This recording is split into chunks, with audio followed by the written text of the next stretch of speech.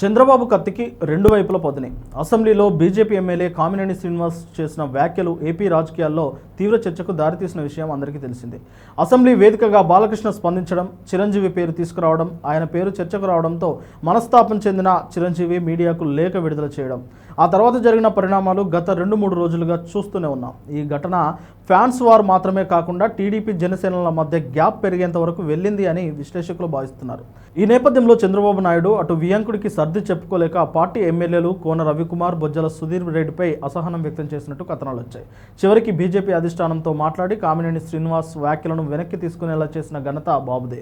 ఈ నేపథ్యంలో mega brothers Pawan Kalyan, Nagababu స్పందించకపోవడంపై భిన్నాభిప్రాయాలు వ్యక్తమయ్యాయి. అయితే స్ట్రాటజిక్గా ఇలా చేశారా, లేదంటే వాస్తవాలేంటో తెలియని పరిస్థితితో ఇలా మౌనంగా ఉన్నారో తెలియదు, కానీ దాన్ని చంద్రబాబు నాయుడు అవకాశంగా వాడుకున్నారు. పవన్ కళ్యాణ్ గత 4 రోజులుగా తీవ్ర జ్వరంతో ఉన్న విషయం అందరికీ తెలిసిందే.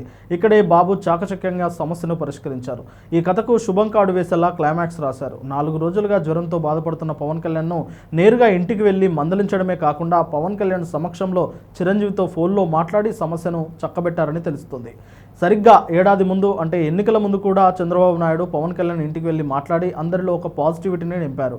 తర్వాత కూటమి బలపడడం, విజయం సాధించడం జరిగింది. ఇప్పుడు కూడా అదే రీతిగా బాబు వ్యవహరించారు. సమస్య మరీ పెద్దదవుతున్న ఈ సమయంలో చిరంజీవితో నేరుగా మాట్లాడి సమస్యను పరిష్కరించారు. అయితే బాలకృష్ణను వెనకేసుకు రావడం పట్ల మెగా అభిమానులు అసహనం వ్యక్తం చేస్తున్నారు.